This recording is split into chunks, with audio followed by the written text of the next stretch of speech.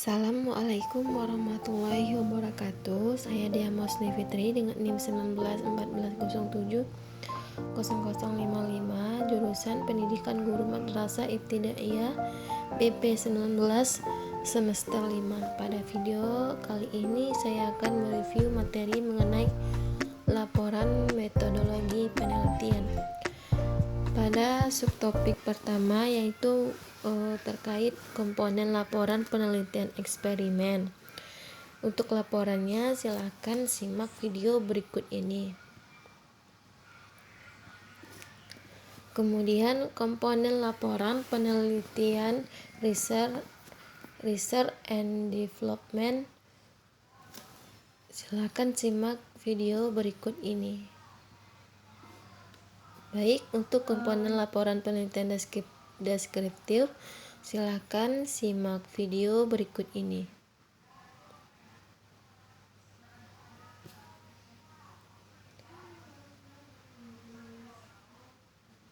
Baik, untuk komponen laporan penelitian korelasi, silakan simak video berikut ini untuk melihat lebih jelasnya. Baik, untuk komponen laporan penelitian PTK atau penelitian tindakan kelas, silahkan simak video berikut ini.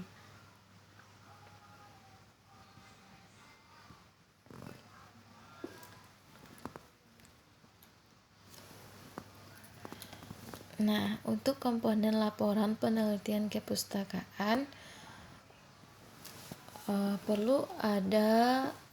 yang perlu ada pada penelitian tersebut itu yang satu, jenis penelitian perlu menjelaskan apa jenis penelitiannya. Tujuannya agar pembaca memahami apa kegiatan penelitian yang dilakukan oleh peneliti. Pada bagian ini, peneliti bisa mengemukakan beberapa definisi mengenai penelitian kepustakaan berdasarkan pendapat para ahli. Kemudian, setting penelitian. Penelitian kepustakaan perlu menetapkan setting penelitian. Tujuan kegiatan ini adalah untuk menetapkan di mana peneliti bisa mendapatkan data penelitian. Penelitian bisa dilakukan di perpustakaan. Data penelitian juga bisa diperoleh dari toko buku dan internet. Nah, sumber data berkaitan dengan bahan-bahan yang menjadi bahan penelitian. Bahan penelitian ini berkaitan dengan topik yang akan diteliti. Biasanya sumber data ini bisa dipisahkan antara sumber data primer dan data sekunder. Untuk teknik dan instrumen pengumpulan data, nah pada bagian ini harus menjelaskan dengan cara apa data diperoleh dan instrumen apa yang digunakan untuk memperoleh data tersebut.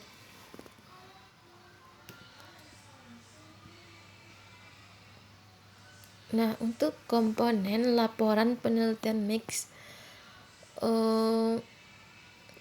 ada beberapa petunjuk tentang bagaimana menyusun laporan akhir dari penelitian mix ini. Yang pertama, dalam penelitian sekuensial. Penelitian mix method ini biasanya menyusun laporan mengenai prosedur ke dalam bagian pengumpulan data kuantitatif dan analisis data kuantitatif yang dilanjutkan dengan bagian data kualitatif. Yang kedua itu dalam penelitian konkuren. Laporan tentang data kuantitatif dan kualitatif dapat disajikan di bagian terpisah. Tetapi analisis dan interpretasinya harus dikombinasikan untuk mencari konvergensi dan kesamaan antara hasil-hasil yang diperolehnya.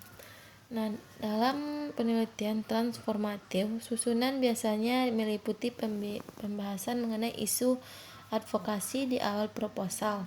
Sedangkan untuk penyusunan proposal, penelitian transformatif ini bisa menggunakan susunan sekuensial ataupun konkuren. Di akhir proposal ada bagian tersendiri yang membahas mengenai agenda perubahan atau reformasi yang akan dilakukan setelah penelitian berlangsung.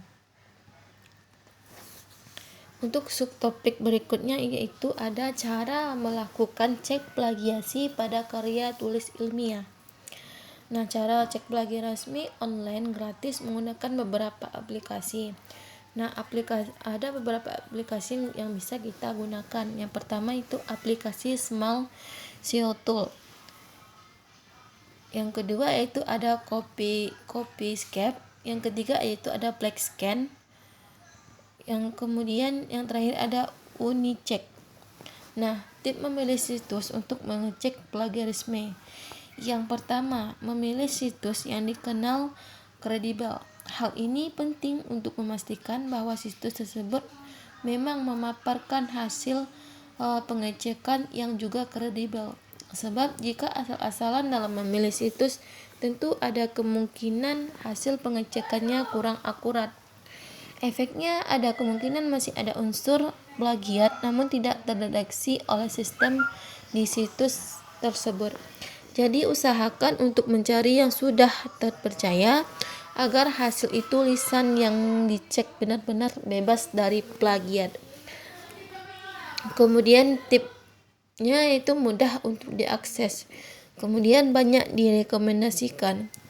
Yang terakhir itu proses pengecekan mudah. Seperti yang sudah dijelaskan sebelumnya bahwa proses pengecekan di setiap situs pengecekan plagiat berbeda-beda. Ada yang tinggal copy paste naskah di situs tersebut. Ada yang harus mengunggah dokumen secara langsung dan lain-lain. Nah, setelah dokumen yang dicek sudah diunggah atau di-copy, maka ada yang perlu memasukkan kode dan ada juga cukup menekan tombol pengecekan yang tersedia sehingga sistem akan langsung bekerja. Jika diminta memilih, tentunya akan lebih nyaman memakai situs yang proses pengecekannya mudah. Jadi silakan memilih situs yang dirasa proses paling mudah agar pengecekan tidak memakan waktu yang lama. Nah, subtopik yang terakhir itu ada membuat parafrase untuk menghindari plagiasi pada karya tulis ilmiah.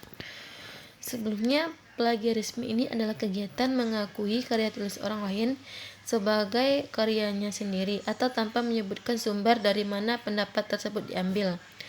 Dalam dunia penelitian, plagiarisme ini terdapat dalam dua bentuk. Pertama yaitu mengulang penelitian orang lain dan mengklaimnya bahwa penelitian itu belum pernah dilakukan oleh orang lain sebelumnya. Yang kedua itu menggunakan data hasil penelitian orang lain dan mengklaimnya seolah-olah data hasil penelitian yang dilakukannya. Yang kedua itu adalah dalam penulisan karya ilmiah. Bentuk plagiarisme kedua ini adalah akan dibahas lebih lanjut. Nah, plagiarisme ini merupakan tindakan ketidakjujuran akademik yang sangat tidak terpuji untuk dilakukan oleh akademisi dan penelitian. Dalam etika penulisan akademik atau ilmiah, sangat diwajibkan kepada seorang penulis untuk menyertakan kepustakaan di dalam tulisannya.